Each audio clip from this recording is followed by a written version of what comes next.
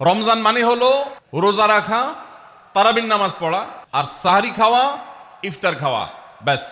রোজা, তারাবি, সাহরি, ইফতার, এই চার জিনিসের নাম হলো আমাদের মুসলমানদের রমজান মাস। অথচ আমাদের প্রিয় নবী সাল্লাল্লাহু আলাইহি ওয়াসাল্লাম রমজান মাসে এই চার কাজের বাইরে আরো অনেক আমল, অনেক কর্মসূচি, অনেক কার্যতালিকা, অনেক আমলের তালিকা তিনি আমাদেরকে দিয়েছেন, যেটা আমরা মুসলমানরা অনেকেই জানি না।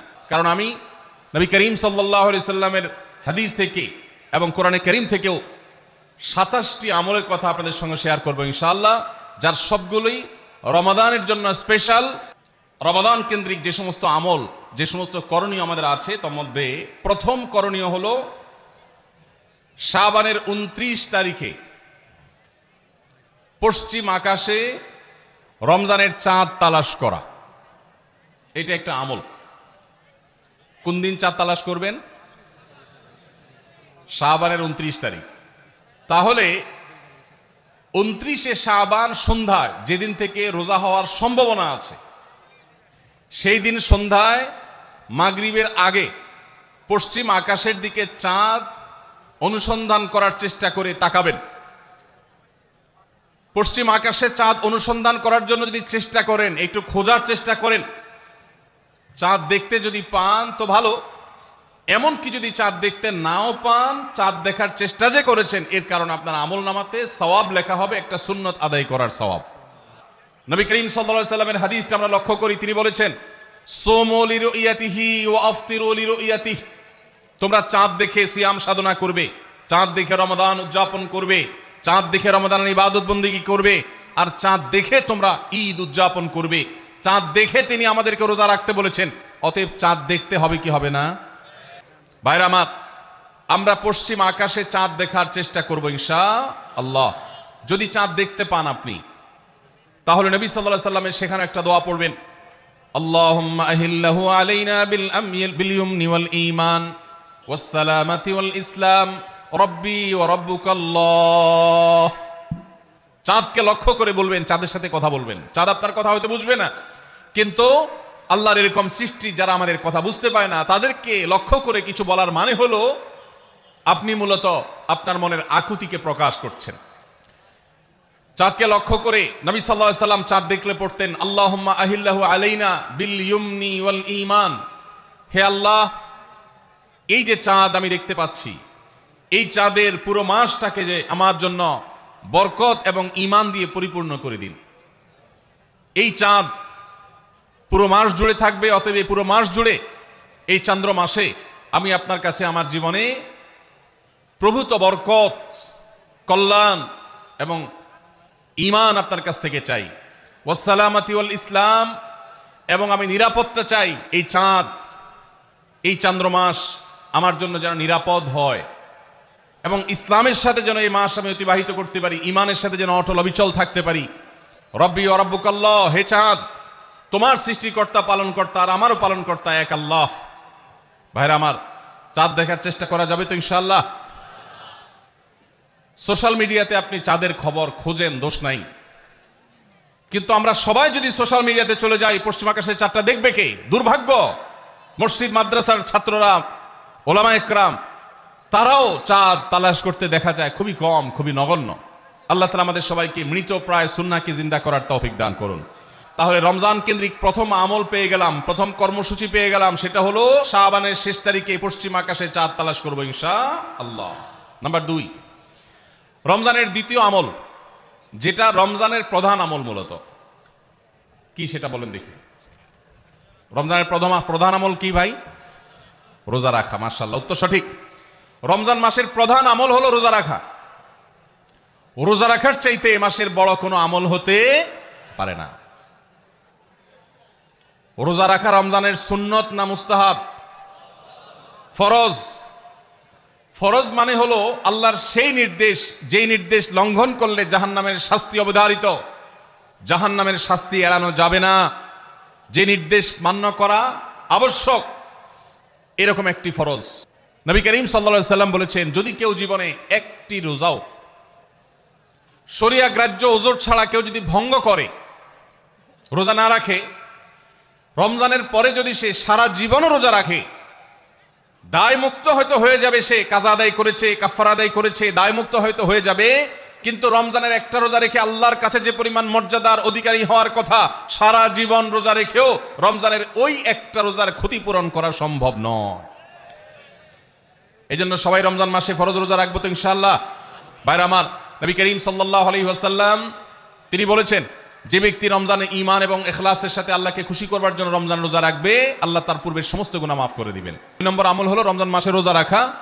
3 নম্বর আমল হলো রাতে তারাবির নামাজ আদায় করা। রাতে কি আদায় করা ভাই? তারাবির নামাজ আদায় করা কি ফরজ না নফল? ফরজ না সুন্নত? সুন্নত, সুন্নতে মুআক্কাদা। নবী করিম সাল্লাল্লাহু আলাইহি সাল্লাম বলেছেন, মান কামা রমাদানা ঈমানান ওয়া ইহতিসাবা গুফিরা লাহু মা তাকাদ্দামা মিন যামবি। যে ব্যক্তি রমজান মাসে রাতে দাঁড়িয়ে তারাবির নামাজ পড়বে, তার পূর্বের সমস্ত গুনাহ খাতা মাফ করে দেওয়া হবে। এই জন্য তারাবির নামাজ পড়বো তো ইনশাআল্লাহ। ভাইরা আমার, আমরা তারাবির নামাজের কথা যখন স্মৃতিতে, কল্পনায় আমরা ভাবি, তখন আমাদের স্মৃতিতে তুফান মিল মার্কা একটা নামাজ ভেসে ওঠে, ঠিক না? ঠিক। 5 ওয়াক্ত নামাজ এত তাড়াহুড়া করা হয় না তারাবি যত, অথচ তারাবি এটা তারবিহার এর বহু বচন আরবি শব্দ, যার অর্থ হলো আরামের সাথে, ধীরস্থিরতার সাথে, রেস্ট করে করে যে নামাজ আদায় করা হয় তার নাম তারাবি। নাম হলো আরামের সাথে করা, আর আমরা করি ব্যারামের সাথে তাড়াহুড়ো করে। এই জন্য এলাকা এলাকায় তারাবি ধীরে ধীরে পড়ার জন্য উদ্যোগ নেবেন তো ইনশাআল্লাহ। ইমাম সাহেবদেরকে, হাফেজ সাহেবদেরকে উদ্বুদ্ধ করবেন, ভাই হুলস্থুল করবেন না, কি পড়েন কিচ্ছু বুঝি না, এমন টান দেন শেষে যায় শুধু আলামুন তালামুন, আর এটা শুনে মনে করেন যে এখন স্টপ হয়েছে, এখন রুকুতে যাইতে হবে। এই নামাজ কি নামাজ? এটা তামাশা। ভাইরা আমার, স্পিডে তারাবি না পড়ে যদি একটু ধীরে তারাবি পড়া হয়, সর্বোচ্চ 15 থেকে 20 মিনিটের ডিফারেন্স হবে, এর বেশি না। মাত্র 15 মিনিটের জন্য আপনার পুরো নামাজকে আপনি বরবাদ করছেন। দেশের বেশিরভাগ মসজিদগুলোতে তুফান মিল মার্কা তারাবি পড়া হয়। এই তারাবি আল্লাহর কাছে কতটা গ্রহণযোগ্য হবে, এটা যথেষ্ট প্রশ্নবিদ্ধ বিষয়। আল্লাহ তাআলা আমাদের সবাইকে ধীরস্থিরতার সাথে খুব শান্তভাবে তারাবির নামাজ আদায় করার তৌফিক দান করুন। চেষ্টা করা যাবে না ইনশাআল্লাহ। ভাইরা আমার, আল্লাহ রাব্বুল আলামিন নামাজের ক্ষেত্রে হুলস্থুলতা পছন্দ করেন না। যার নামাজ যত বেশি সময় নিয়ে আদায় করেন, তিনি আল্লাহর কাছে তত শ্রেষ্ঠ, তত ভালো নামাজি। আর যার নামাজে যত হুলস্থুল করা হয়, তার নামাজের কোয়ালিটি, মর্যাদা আল্লাহর কাছে তত কম। অতএব আমরা রমজানের 3য় আমল জানলাম তারাবির নামাজ, এবং সেটা ধীরস্থিরতার সাথে আদায় করবো। আল্লাহ আমাদের তৌফিক দান করুন। নাম্বার 4, সাহরি খাওয়া। সাহরি খাওয়া এটা রমজানের একটা আমল। আপনি সারা বছর লাঞ্চ করেন, ডিনার করেন, দুপুরের খানা খান, রাতের খানা খান, সকালে ব্রেকফাস্ট নাস্তা করেন, কিন্তু এর কোনোটা ইবাদত হয় না, এর কারণে আপনি সওয়াব পাবেন না। কিন্তু রমজান মাসে ভোর রাতে ঘুম থেকে উঠে যে আপনি খাবার খাবেন, এই খাবার খাওয়ার জন্য যে উঠলেন এবং খাইলেন, এর কারণে আপনার অ্যাকাউন্টে আপনার আমলনামা আল্লাহ তাআলা সওয়াব জমা করে দিবেন। আপনি রিওয়ার্ড পাবেন, বিনিময় পাবেন। কেন? কারণ নবী করিম সাল্লাল্লাহু আলাইহি সাল্লাম বলেছেন, তাসাহহারু ফাইন্না ফিস সাহুরি বারাকাহ। তোমরা সাহরির খাবার খাবে ভোর রাতে। রোজার মাসে রোজা রাখতে গিয়ে সাহরির খাবার খাবে কেন? কারণ সাহরির যে খানা, এই খানাতে আল্লাহ তাআলা বরকত রেখেছেন। এই খানা খাইলে তার জন্য আমাদের স্পিরিচুয়াল, আধ্যাত্মিক বিভিন্ন রকমের উপকারিতা আল্লাহ তাআলা এর মধ্যে নিহিত রেখেছেন। এর মধ্যে খাদ্য শক্তি আছে, আমাদের এনার্জি হবে শরীরে, রোজা রাখতে সহজ হবে। এর পাশাপাশি সাহরির খাবারে আলাদা একটা বরকত আছে, শেফা, বহুবিধ উপকারিতা আমাদের শরীরের, আমাদের মনের জন্য আল্লাহ তাআলা রেখেছেন। এই জন্য সাহরি খাওয়াটা আলাদা একটা ইবাদত। যদি আপনার সন্ধ্যা রাত্রে বেশি খাওয়া হয়ে যায়, সাহরিতে খানা খাওয়ার মতো মুড না থাকে, অন্তত 1 ঢোক পানি, একটা খেজুর, সামান্য কিছু খেয়ে হলেও আপনি সাহরি খাবেন এবং তাতে আপনি সওয়াব পাবেন। কোনো কারণে যদি সাহরি খেতে না পারেন, রাতে উঠতে পারেন নাই, অ্যালার্ম বাজছে কিন্তু শুনেন নাই, উঠে দেখেন ফজরের আজান হয়ে গেছে, তাহলে ওই দিনের রোজা কি হবে নাকি হবে না? হবে। মাশাআল্লাহ, বগুড়া মানুষ মাসালা জানে, দেখা যায় রোজা হয়ে যাবে ইনশাআল্লাহ। কারণ এই সাহরি খাওয়াটা ফরজও না, ওয়াজিবও না, এটা সুন্নাত। সুন্নাত ছুটে গেলে ইবাদত হয় না, ব্যাপারটা সেরকম না। 5 নম্বর আমল হলো, সাহরি তো খাবো ঠিক আছে, কিন্তু সেটা শেষ সময়ে খাওয়া, দেরিতে খাওয়া। সাহরি কি আগে খাবেন না শেষের দিকে খাবেন? শেষের দিকে। কেন? কারণ নবী করিম সাল্লাল্লাহু আলাইহি সাল্লাম বলেছেন, লা ইয়াজালুন নাসু বিখাইরিন মা আজ্জাল ফুতুর ওয়া আখারুস সাহুর। এই উম্মত, মুসলিম জাতি ততদিন পর্যন্ত কল্যাণের উপর প্রতিষ্ঠিত থাকবে, তারা কল্যাণকে স্পর্শ করতে পারবে যতদিন পর্যন্ত তারা সাহারি তাড়াতাড়ি খাবে, না দেরিতে খাবে? দেরিতে খাবে। আর ইফতার তাড়াতাড়ি করবে। তাহলে সাহারি দেরিতে খাওয়া হলো সুন্নাত। আমাদের দেশে গ্রামে অনেক মুরব্বীরা এখনো আছেন, রাত 12টা, 1টা, 2টা বাজে সাহারি খেয়ে শুয়ে থাকেন। তারা চিন্তা করেন পরে খাইতে গেলে আবার বর্ডার ক্রস হয়ে যায় কিনা, সীমা লঙ্ঘন হয়ে যায় কিনা, রিস্ক নেওয়ার দরকার কি, এই জন্য 12টার সময় খেয়ে রাখি।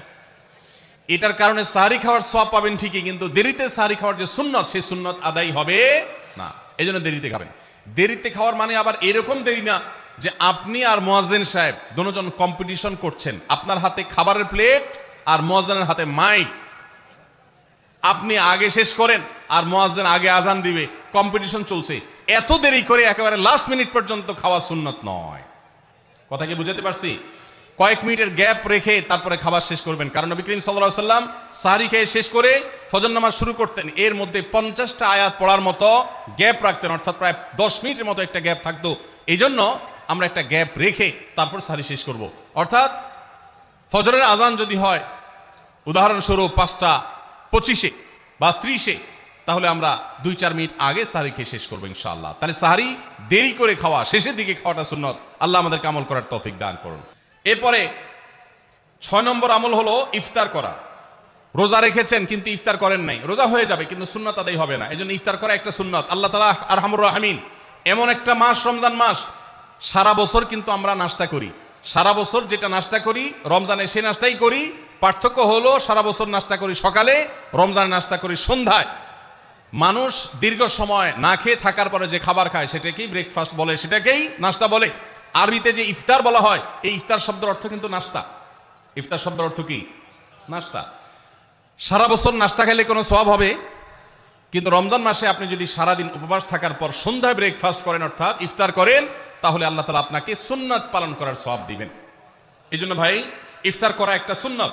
7 নম্বর, ইফতার আবার তাড়াতাড়ি করা আরেকটা সুন্নত। এটা 7 নম্বর আমল, ইফতারটা একটু তাড়াতাড়ি করা। তাড়াতাড়ি করা মানে কি? সূর্য ডুবার 2-4 মিনিট আগে। কি বলেন? তাহলে তাড়াতাড়ি কেমনে হলো? তাড়াতাড়ি মানে হলো সূর্য ডুবার সাথে সাথে করা, বিলম্ব বা দেরি না করা। নবী করিম সাল্লাল্লাহু আলাইহি ওয়াসাল্লামের ওই হাদিস আবারও আমরা স্মরণ করি, তিনি বলেছেন, লা ইয়াজালুন নাসু বিখাইরিন মা আজ্জালুল ফুতুর ওয়া আখারুস সাহুর। এই মানুষ, এই উম্মত ততদিন কল্যাণের উপরে প্রতিষ্ঠিত থাকবে যতদিন তারা ইফতার তাড়াতাড়ি করবে আর সাহরি দেরিতে করবে। ইফতার তাড়াতাড়ি করা এর মানে হলো সূর্য ডুবছে আর দেরি করবেন না। শিয়ারা এবং ইহুদিরা, তাদের মধ্যে রোজা আছে, ফাস্টিং আছে, তারা সেই রোজায় ইফতার করে হলো চতুর্দিক অন্ধকার হয়ে যাওয়ার পর, সূর্য ডুবার পর পর ইফতার করে না। তো এই জন্য নবী সাল্লাল্লাহু আলাইহি সাল্লামের আদর্শ হলো তার বিপরীত, অর্থাৎ সূর্য ডুবার পর পর ইফতার করে ফেলা, অতিরিক্ত বিলম্ব না করা। আল্লাহ আমাদেরকে আমলের তৌফিক দান করুন। 8 নম্বর আমল হলো ইফতারের দোয়া পড়া। ইফতারের দোয়া জানা আছে ভাই? কি দোয়া? আমরা একটা দোয়া কমন জানি বাংলাদেশে মানুষ, সেটা হলো আল্লাহুম্মা লাকা সুমতু আলা রিজকিকা আফতারতু। এটাও হাদিসে বর্ণিত হয়েছে, কিন্তু হাদিসের সনদ নিয়ে অনেকে কোনোটা নিয়ে আলাপ তুলেছেন, প্রশ্ন তুলেছেন। আল্লাহুম্মা লাকা সুমতু মানে হলো, হে আল্লাহ, আপনার উদ্দেশ্যে রোজা রেখেছি, ওয়া আলা রিজকিকা আফতারতু, এবং আপনার দেওয়া রিজিক দিয়ে ইফতার করেছি। আর ইফতারের আরেকটা দোয়া হলো যাহাবাজ জামা ওয়াবতাল্লাতিল উরুক ওয়া সাবাতাল আজরু ইনশাআল্লাহ। এটা একটা দোয়া। যদি এগুলো দোয়ামূলক নয়, আমরা দোয়া বলছি, এটা মূলত আল্লাহর কাছ থেকে একটা প্রত্যাশা। এর অর্থ হলো যাহাবাজ জামা, আমার পিপাসা দূর হয়ে গেছে, ওয়াবতাল্লাতিল উরুক, আমার শিরা উপশিরাগুলো সব সিক্ত হয়ে গেছে, ওয়া সাবাতাল আজরু ইনশাআল্লাহ, এবং আল্লাহ চাহেন তো এই রোজার বিনিময় আমার সাব্যস্ত হয়ে গেছে আল্লাহর কাছে, এটা স্থির হয়ে গেছে। এটা হলো ইফতারের দোয়া। ইফতারের দোয়াটা কি ইফতারের আগে করব না পরে করব? ইফতারের দোয়াটা যারা ইফতারের আগে করার পক্ষে তারা হাত তোলেন। অল্প সংখ্যক মানুষ, আর বাকিরা সবাই কি পরের পক্ষে না মাঝখানের পক্ষেও আছেন লোক? সব পরের। মাশাআল্লাহ, সব সূক্ষ্ম সূক্ষ্ম মাসআলা দেখি গাবতলী মানুষ জানে, মাশাআল্লাহ, অনেক অগ্রসর দেখা যায়। আল্লাহ আমাদের সবাইকে দিনের জন্য কবুল এবং মঞ্জুর করুন, মাশাআল্লাহ। ভাইরা আমার, ইফতারের দোয়াটা ইফতারের পরে করতে হয়, যেটা বেশিরভাগ মানুষ জানে না, কিন্তু আমি অবাক হলাম যে এখানে বেশিরভাগ মানুষ আপনারা জানেন, মাশাআল্লাহ, নলেজেবল মানুষ, বোঝা গেছে। ইফতারের দোয়ার অর্থের দিকে তাকালেই তো বোঝা যায় এটা আগে না পরে। দোয়ার অর্থের মধ্যে তাকালে আমরা দেখতে পাচ্ছি যে আল্লাহ শিরা উপশিরা সিক্ত হয়ে গেছে, পিপাসা দূর হয়ে গেছে, এগুলো তো ইফতারের পরেই হয়। অবশ্য আমি অর্থ আগে বলে দিছি, সেটা দেখে হয়তো আপনারা অনেকে বুঝে ফেলছেন, মাশাআল্লাহ। তো যাই হোক, ইফতারের শুরুতে বিসমিল্লাহ বলে ইফতার করব, আর শেষে এই দোয়া পড়বো। আল্লাহ আমাদেরকে আমলের তৌফিক দান করুন। 9 নম্বর হলো সাহরি এবং ইফতারে খেজুর খাওয়া। খেজুর দিয়ে সাহরি ইফতার করা, ইফতারে আপনি অন্য যা খান না খান, খেজুর দিয়ে খাবেন। নবী সাল্লাল্লাহু আলাইহি সাল্লাম আধা পাকা আধা খেজুর দিয়ে ইফতার করতেন, যেটাকে রুতাব বলা হয়। আর যদি সেটা না পাওয়া যেত, সাধারণ যে কোনো খেজুর, সেটাও না পাওয়া গেলে একটু পানি খেয়ে তারপর তিনি ইফতার করতেন। আমরা ইফতারে খেজুর খেতে হয় সুন্নাহ, এটা আমরা জানি, কিন্তু যেটা জানি না সেটা হলো সাহারিতে খেজুর খাওয়া। ভোর রাতে সাহারিতে খেজুর খাওয়া সুন্নত, এটা আগে কে কে জানতেন? হাত তোলেন। আগে জানতেন? মাশাআল্লাহ, হাত নামান। গত বছর রমজানে সাহারিতে ভাত তরকারি যাই খাইছেন না খাইছেন, একটা হলো খেজুর খাইছেন, কারা কারা হাত তোলেন? মাশাআল্লাহ, দেখি সব আমল করা মানুষ, মাশাআল্লাহ। তাহলে তার ওয়াজ টোয়াজের কোনো দরকার নাই। এত নলেজেবল মানুষ, এত আমলদার মানুষ যদি এলাকায় থাকে, তাহলে ওয়াজের দরকারটা কি? আল্লাহ আমাদের সবাইকে আমলের তৌফিক দান করুন। ভাইরা আমার, ইফতারে খেজুর খাওয়া যেমন সুন্নাত, সাহরিতেও খেজুর খাওয়া সুন্নাত, কিন্তু খেজুর খাওয়া কোনো ফরজ ওয়াজিব না। খেজুরের দাম বেশি হয়ে গেছে, আপনি কিনতে অপারক, যদি একটা খেজুরও পুরো রমজানে না খান, আপনার রোজার কোনো অসুবিধা হবে। তবে নবী সাল্লাল্লাহু আলাইহি সাল্লাম যেহেতু ইফতার এবং সাহরিতে খেজুর খেতেন, আর খেজুরে প্রচুর পরিমাণ সুগার আছে, উপকারী, যেটা মানুষের স্বাস্থ্যের জন্য উপকারী, প্রচুর পরিমাণ এনার্জি আছে, খাদ্য শক্তি আছে, সারাদিন রোজা রেখে আমাদের যে সুগারের ঘাটতি হয় সেটা পূরণ করার জন্য সহায়ক হয়। এই জন্য সাহরি এবং ইফতারে খেজুর খাওয়া এমনিতেও উপকারী। আর নবী সাল্লাল্লাহু আলাইহি সাল্লামের সুন্নাহ, তিনি বলেছেন, নি'মা সাহুরুল মুমিনি আত-তামার, ইমানদারের সাহারির আইটেমের মধ্যে সবচেয়ে বেস্ট উত্তম হলো খেজুর। এই জন্য অন্য যাই খান না খান, একটু হলো, এক পিস হলো খেজুর খাবেন, ইনশাআল্লাহ সুন্নাত আদায় করার নিয়তে খেলে এই খেজুর সুন্নাতটা আদায় হয়ে যাবে, আল্লাহ তাআলা চাহেন তো। তাহলে 9 নম্বর আমল পেলাম হলো সাহরি এবং ইফতারিতে খেজুর খাওয়া। 10 নম্বর আমল হলো সকল প্রকার পাপাচার বর্জন করা, গুনাহের কাজ থেকে বিরত থাকা। এইটা হলো রমজান মাসের দ্বিতীয় সর্বোচ্চ গুরুত্বপূর্ণ আমল। সিরিয়ালে আমরা 10 নম্বরে বলেছি, কিন্তু 27টা রমজানের স্পেশাল আমলের মধ্যে সবচেয়ে গুরুত্বপূর্ণ আমল হলো রোজা রাখা, আর দ্বিতীয় সর্বোচ্চ গুরুত্বপূর্ণ আমল হলো সব ধরনের পাপাচার বর্জন করা, গুনাহের কাজ ত্যাগ করা। যদি কেউ রমজানে রোজা রাখে, আবার চোখ দিয়ে হারাম জিনিস মোবাইলে দেখে, স্ক্রিনে দেখে, পত্রিকার পাতায় দেখে, অফলাইনে দেখে, পর্নোর দিকে তাকায় থাকে, সে যদি কান দিয়ে হারাম জিনিস শুনে, গান বাদ্য, এই সমস্ত কিছু সে যদি উপভোগ করে, তাহলে তার এই রোজা আর উপোস থাকার মধ্যে কোনো পার্থক্য। মনে রাখবেন, রোজা শুধু পেটের হয় না, রোজা চোখের হয়, রোজা কানের হয়, রোজা হাতের হয়, রোজা মুখের হয়, রোজা শরীরের প্রত্যেকটা অঙ্গ প্রত্যঙ্গের হয়।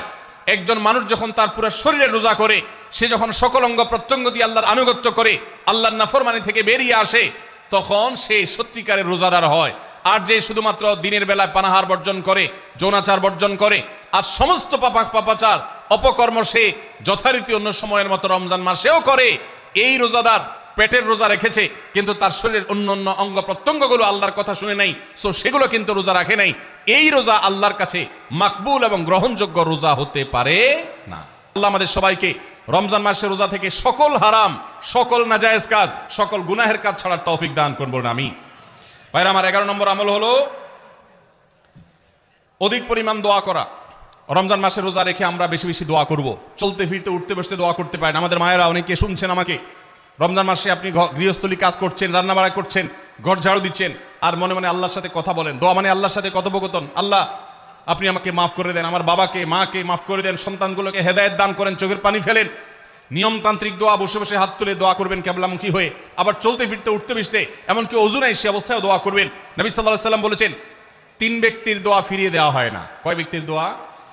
সালাতুন লা তুরাদ্দু দাওয়াতুহুম, 3 শ্রেণী মানুষের দোয়া ফিরিয়ে দেওয়া হয় না। এর ভিতরে এক শ্রেণী হলেন মাজলুম, কারোর জুলুমের শিকার হয়েছে। এই ব্যক্তি জালেমের বিরুদ্ধে যে তার মনের আকুতি থাকে, বদদোয়া থাকে, আল্লাহ সুবহানাহু ওয়া তাআলা এটা ফিরিয়ে দেন না।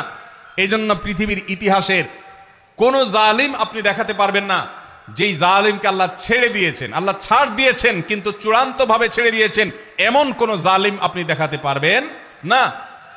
এই জন্য ভাই, কখনো কোন অবস্থাতে কারোর প্রতি আমরা জুলুম করব না। আল্লাহ আমাদেরকে সেটা মানার তৌফিক দান করুন।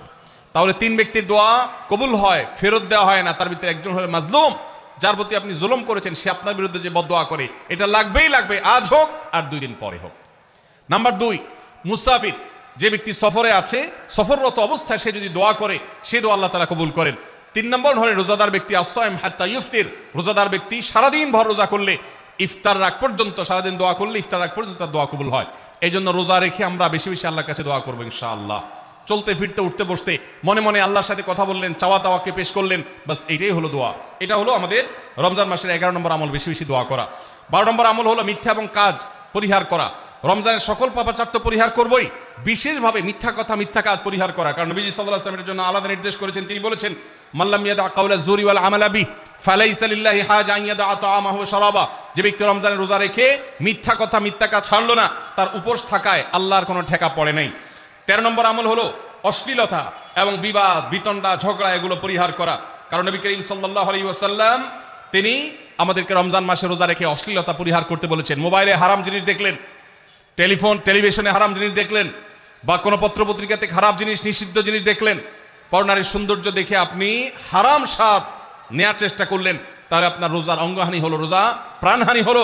এই রোজা নয়। এই জন্য এটাকে রমজান মাসে পরিহার করতে হবে, অন্য সময় তো বটেই। এবং সেই সাথে কেউ যদি আপনার সাথে ঝগড়া করতে আসে, নবীজি শিখাই দিয়েছেন, ফালিয়াকুল ইন্নী সায়েম, কেউ রোজা রাখা অবস্থায় ঝগড়া করতে আসলে বলবেন, ভাই আমি রোজাদার, আমি তোমার ঝগড়ার জবাব দিতে পারবো না। তাহলে ঝগড়া পরিহার করার জন্য রমজান মাসে আমরা এক্সারসাইজ করবো। 14 নম্বর, যে কোনো ভালো কাজ যে কোনো নেক আমল রমজান মাসে বেশি বেশি করবেন। কেন? কারণ রমজানের শুরুতে একজন ঘোষক বলে, ইয়া বাগিয়াল খাইরি আকবিল, হে ভালো কাজ প্রত্যাশী, যে ভালো কাজ করতে চাও, রমজান মাসটাই হলো ভালো কাজের সওয়াব বেশি পাওয়ার। অতএব এই মাসে ভালো কাজ করে, নেক আমল করে, ইবাদত করে, কোরআন তেলাওয়াত, জিকির, আজকার যত রকম আছে এগুলো করে জান্নাতের পথে অগ্রসর হয়ে যাও। 16 নম্বর আমল হলো রোজাদারকে ইফতার করানো। অর্থাৎ নিজে ইফতার করার পাশাপাশি অন্য কোন রোজাদারকে ইফতার করাইলে আল্লাহ তাআলা ওই রোজাদার যে পরিমাণ সওয়াব পাবেন আপনাকেও সেই পরিমাণ সওয়াব দিবেন ইনশাআল্লাহ। 17 নম্বর আমল হলো বেশি বেশি কোরআনে কারীমের তেলাওয়াত করা। রমজান মাসে আল্লাহ তাআলা আমাদের সবাইকে, 15 নম্বর বাদ গেছে, মাশাআল্লাহ এত মনোযোগ সহকারে কথা বলছে এবং নোট করছে দেখা যাচ্ছে। তাহলে আমরা আবার পেছনে যাচ্ছি ইনশাআল্লাহ। 15 নম্বর আমল হলো বেশি বেশি ইস্তেগফার করা। বেশি বেশি কি করা? ইস্তেগফার করা, অর্থাৎ ক্ষমা প্রার্থনা করা। কেন ক্ষমা প্রার্থনা বেশি করবেন? কারণ নবী করিম সাল্লাল্লাহু আলাইহি সাল্লাম বলেছেন, ওয়ালিল্লাহি উতাকাউ মিনান নার ওয়া যালিকা ফি কুল্লি লাইলা। রমজানের প্রত্যেক রাতে আল্লাহ তাআলা বহু মানুষকে জাহান্নাম থেকে মুক্ত ঘোষণা করেন। ভাইরা আমার, আমাদের পাপাচারের কারণে জাহান্নামীদের তালিকা নাম উঠে থাকলেও রমজানে আল্লাহ বহু মানুষকে ঠিক দেন যে এই লোককে জান্নাতি ঘোষণা করা হলো, জাহান্নাম থেকে মুক্ত ঘোষণা করা হলো। এই জন্য এই মাসে আল্লাহর কাছে বেশি বেশি মাফ চাইতে হয়, ইস্তেগফার করতে হয়, চোখের পানি ফেলে দোয়া করতে হয় যে আল্লাহ আপনি মাগফিরাত নসিব করেন। এটা হলো 15 নম্বর আমল। 16 নম্বর আমল হলো রোজাদারকে ইফতার করানো। নিজে ইফতার করবেন, পাশাপাশি রোজাদার ব্যক্তিকেও ইফতার করাবেন। নবী সাল্লাল্লাহু আলাইহি সাল্লাম বলেছেন, যদি কোনো ব্যক্তি কোনো রোজাদারকে ইফতার করায়, তাহলে যেই ব্যক্তি তাকে ইফতার করালেন তার রোজার সওয়াব তো সে পাবেই, আপনি ইফতার করায়া সমপরিমাণ সওয়াব লাভ করবেন ইনশাআল্লাহ। অতএব মসজিদে ইফতার দেওয়ার ব্যবস্থা করা যেতে পারে, রাস্তাঘাটে, বিশেষ করে পাবলিক পরিবহনে, এমনকি প্রাইভেট গাড়িতেও সন্ধ্যার সময় ইফতারের সময় অনেক সময় খাবার থাকে না, তখন আপনি রাস্তায় দাঁড়িয়ে যদি সামান্য একটু খেজুর, সামান্য একটু পানি বিতরণ করতে পারেন, তাহলে সওয়াবটা পাওয়া যেতে পারে। আপনার বাসার আশেপাশে অনেক অভাবী মানুষ আছে, তাদের বাসায় আপনি ইফতার পৌঁছে দিতে পারেন। এর মাধ্যমে রোজাদারকে ইফতার করানোর সওয়াব পেতে পারেন। 17 নম্বর আমল হলো বেশি বেশি কোরআনে কারীমের তেলাওয়াত করা। কোরআনে কারীমের তেলাওয়াত রমজান মাসে বেশি বেশি করব। কেন?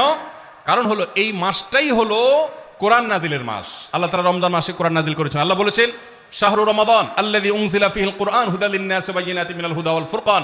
রমজান মাস এমন মাস যে মাসে আল্লাহ তাআলা কোরআন নাজিল করেছেন। এই জন্য এই মাসে বেশি বেশি রোজ কোরআন তেলাওয়াত করতে হবে। নবী করিম সাল্লাল্লাহু আলাইহি সাল্লাম বেশি বেশি রমজান মাসে কোরআন তেলাওয়াত করতেন। আমাদের পূর্বসূরি সালাফগণ কেউ কেউ রমজান মাসে অন্য সব আমল কমিয়ে দিয়ে কোরআন তেলাওয়াতটা সবচেয়ে বেশি করতেন। এই জন্য দিনে এবং রাতে বেশি বেশি করে কোরআন শুদ্ধতার সাথে, সৌন্দর্যের সাথে তেলাওয়াত করব, অর্থ সহকারে বুঝে পড়ার চেষ্টাও পাশাপাশি করবো ইনশাআল্লাহ। 18 নম্বর আমল হলো কোরআন পরস্পরকে শোনাশুনি করা, বুঝে পড়া। অর্থাৎ আপনি কোরআন তেলাওয়াত করবেন, আপনার স্ত্রী শুনবে, আপনার মা শুনবে, আপনার বোন শুনবে, আবার তারা তেলাওয়াত করবে, আপনি শুনবেন। আমরা তারাবির নামাজে এক পক্ষীয় তেলাওয়াত শুনি, হাফেজ সাহেব তেলাওয়াত করেন, আমরা শুনি, কিন্তু আমরা তেলাওয়াত করে আরেকজন শুনবে, এটা হয় না। নবী সাল্লাল্লাহু আলাইহি সাল্লাম রমজান মাস আসলে জিবরিল ফেরেশতার সাথে কোরআন শোনাশুনি করতেন। জিবরিল তেলাওয়াত করতেন, নবীজি শুনতেন, আবার আমাদের নবীজি তেলাওয়াত করতেন, জিবরিল শুনতেন। এটা একটা সুন্নাত। এই সুন্নাতটা বিলুপ্ত হয়ে গেছে, এটা নিয়ে চর্চা নাই। এই জন্য আমরা এটা বাসা বাড়িতে নতুন করে জিন্দা করব। আল্লাহ আমাদেরকে তৌফিক দান করুন।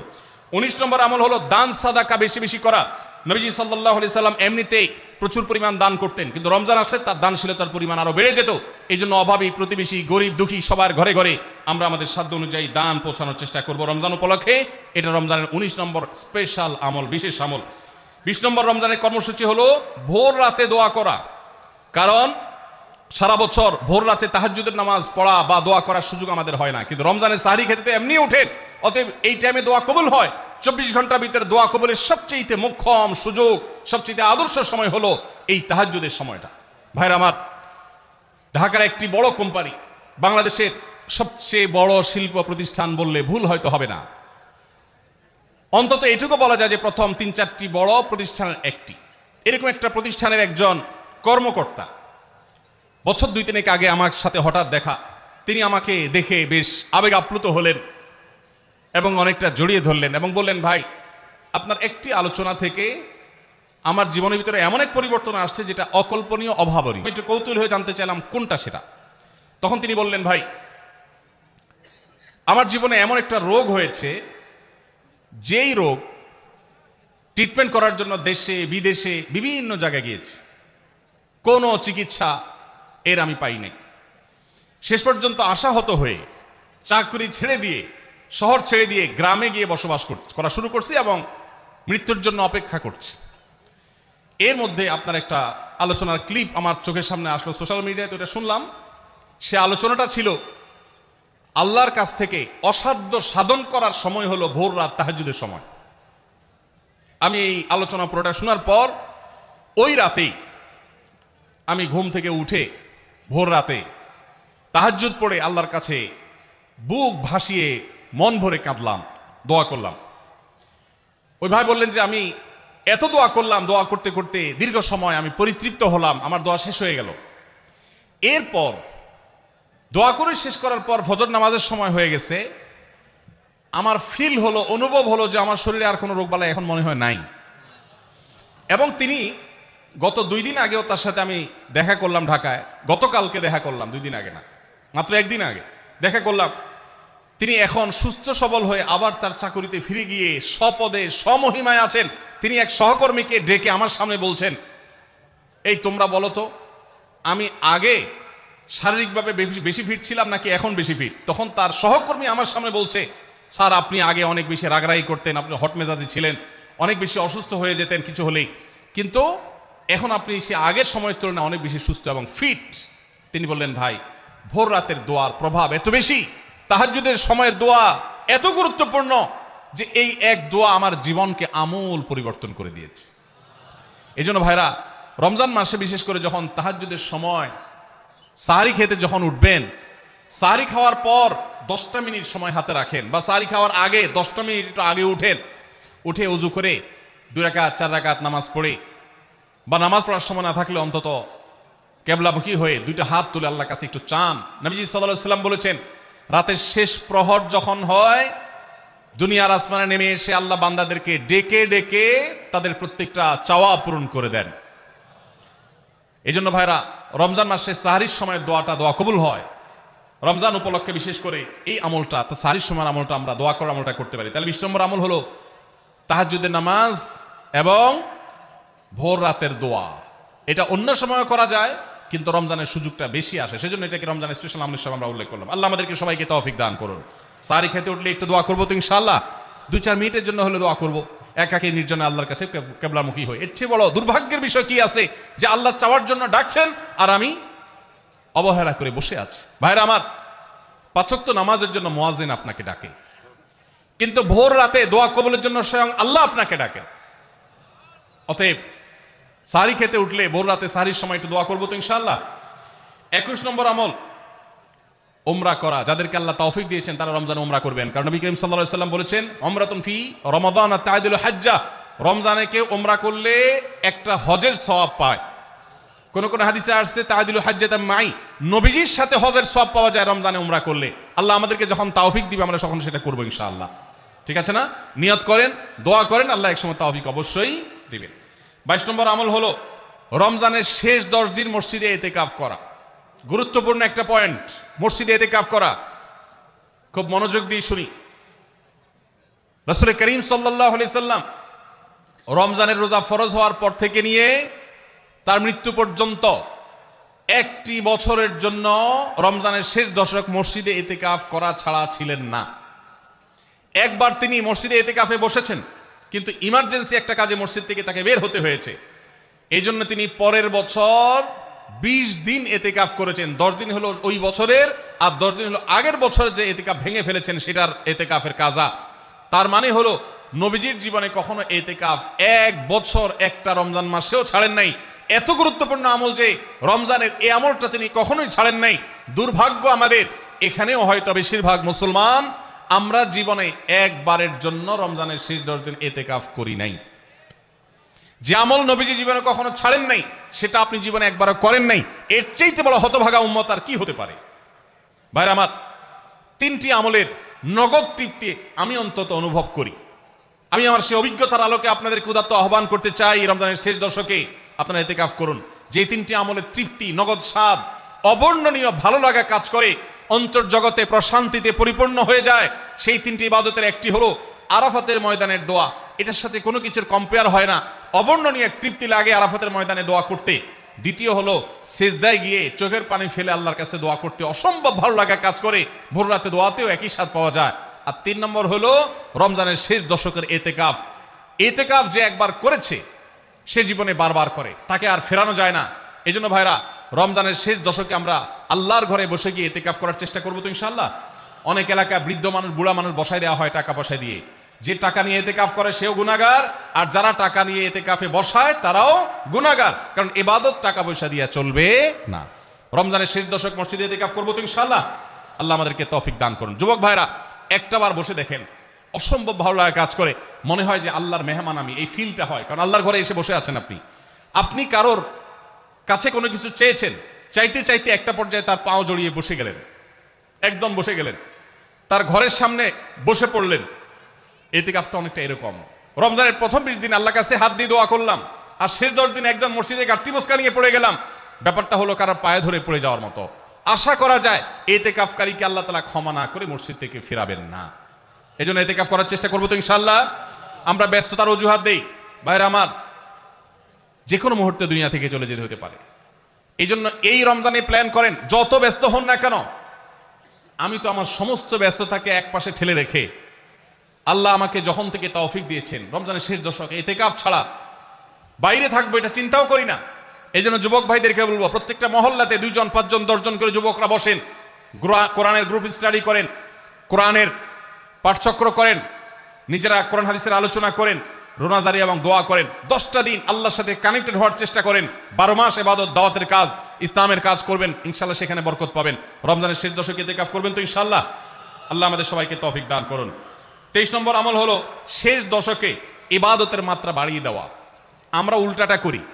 আমাদের দেশে রমজানের প্রথম দশকে মসজিদ ফুল হয়ে, বারান্দা ফুল হয়ে, রাস্তায়ও মুসল্লি দাঁড়ায়। আর 10 রমজান চলে গেলে 20 রমজান পর্যন্ত বাহিরের মুসল্লি কমতে কমতে বারান্দার মুসল্লি কমে ভিতরে চলে আসে। আর শেষ 10 দিনে আসলে, ঈদের দিনগুলো যখন কাছে আসে, তখন 5 ওয়াক্ত নামাজের ওই নিয়মিত মুসল্লি ছাড়া বাকিগুলো সব উধাও হয়ে যায়। নবী সাল্লাল্লাহু আলাইহি সাল্লাম কি করতেন? তার উল্টাটা।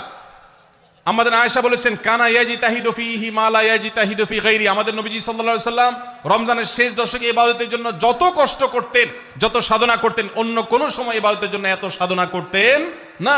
অথচ আমরা দেখা যায় শেষ দশক অবহেলা কাটাই। এইজন্য ভাইরা, শেষ দশকে ইবাদতের পরিমাণ আরো বাড়িয়ে দিতে হবে, আমলের পরিমাণ বাড়িয়ে দিতে হবে।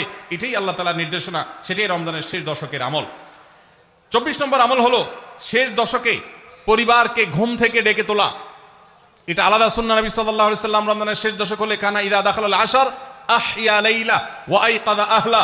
তিনি পরিবারকে ঘুম থেকে ডেকে তুলতেন এবং স্ত্রী সঙ্গ ত্যাগ করতেন। শেষ দশক কোমর বেঁধে ইবাদত করতেন। এটা 24 নম্বর আমল। তাহলে শেষ দশক পরিবারকে ঘুম থেকে ডেকে তোলা। নবীজি অন্য কোনো সময় ঘুম থেকে ইবাদতের জন্য ডাকতেন না, নফল নামাজ যার ইচ্ছা সে পড়বে, যার ইচ্ছা পড়বে না। কিন্তু শেষ দশক এত বড় অফার, এত বড় সুযোগ, কারণ লাইলাতুল কদর শেষ দশকে আছে। এই জন্য এই দশকে ইবাদতের জন্য পরিবারকে তিনি ডেকে তুলতেন। তারা শুয়ে থাকুক, তিনি এটা সহ্য করতেন না। এই জন্য 24 নম্বর আমল হলো রমজানের শেষ দশকে পরিবারকে ঘুম থেকে ডেকে তোলা এবং স্ত্রী সঙ্গ ত্যাগ করা শেষ দশকের জন্য। 25 নম্বর আমল হলো লাইলাতুল কদর অনুসন্ধান করা। রমজানের শেষ দশকের প্রত্যেকটা রাতে কিন্তু শবে কদর হতে পারে, বিশেষ করে বেজোড় রাতে 21, 23, 25, 27, 29 এই রাতগুলোতে লাইলাতুল কদর হওয়ার সম্ভাবনা অনেক জোরালো। সৌদি আরবের মানুষ তাদের বেজোড় রাতে তালাশ করবে, আমরা আমাদের বেজোড় রাতে তালাশ করব ইনশাআল্লাহ। নবীজি সাল্লাল্লাহু আলাইহি সাল্লাম বলেছেন যে তাহাররাউ লাইলাতুল কদর ফিল বিতি মিনাল আশরিল আওয়াখির মিন রমাদান। রমজানের শেষ দশকের বেজোড় রাতগুলোতে তোমরা শবে কদর হতে পারে সে আশা বেশি বেশি করে ইবাদত বন্দেগী করো। লাইলাতুল কদরের ইবাদতকে আল্লাহ বলেছেন লাইলাতুল কদরে খায়রুম মিন আলফি শাহর, 1000 মাস, 1000 মাস ইবাদত করলে যে সওয়াব পাওয়া যাবে, লাইলাতুল কদরের এক রাতের ইবাদতের সওয়াব তার চাইতে বেশি হবে। সেই রাত কোনটা আল্লাহ নির্দিষ্ট করেন নাই, এজন্য শেষ দশকের প্রত্যেকটা রাতেই ইবাদত করার চেষ্টা করা, স্পেশালি বিজোড় রাতগুলোতে। 26 নম্বর আমল হলো লাইলাতুল কদরের আশায় বিশেষ দোয়া পড়া। সেটা কি? আল্লাহুম্মা ইন্নাকা আফুউন তুহিব্বুল আফওয়া ফাআফু আন্নী, আল্লাহ আপনি ক্ষমাশীল, আপনি ক্ষমাকে ভালোবাসেন, অতএব আমাদেরকে ক্ষমা করে দিন। এটা রমজানের শেষ দশকের প্রত্যেক রাতে পড়বেন। যে রাতটা একটু শান্ত শিষ্ট, একটু শীতল, একটু বৃষ্টিভাব, একটু লাইলাতুল কদরের আবহাওয়া বোঝা যায়, সেই রাতকে লাইলাতুল কদর আশা করে প্রত্যাশা করে বেশি বেশি দোয়া পড়বেন, আল্লাহুম্মা ইন্নাকা আফুউন তুহিব্বুল আফওয়া ফাআফু আন্নী। তাহলে 26 নম্বর আমল হলো লাইলাতুল কদরের দোয়া পড়া। আর 27 নম্বর সর্বশেষ আমল হলো ফিতরা আদায় করা। অর্থাৎ রমজান মাসের রোজাতে যদি ভুল ত্রুটি হয়, এটা রিফাইন্ডের কাজ হয়ে যায়, রিফ্রেশমেন্টের কাজ হয়ে যায় ফিতরার মাধ্যমে। প্রত্যেক সচ্ছল ব্যক্তি তার নিজের পক্ষ থেকে, নিজের স্ত্রী এবং নিজের ছোট বাচ্চাদের তরফ থেকে ফিতরা আদায় করবেন। প্রাপ্তবয়স্ক সন্তান থাকলে তারা তাদেরটা আদায় করবে, আর না হলে বাবা তাদেরটা আদায় করতে পারে।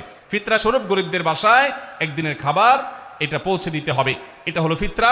ঈদের নামাজের আগ পর্যন্ত এটা আদায় করার নির্দেশ নবী সাল্লাল্লাহু আলাইহি ওয়াসাল্লাম দিয়েছেন। তাহলে 27 নম্বর আমল হলো ফিতরা আদায়।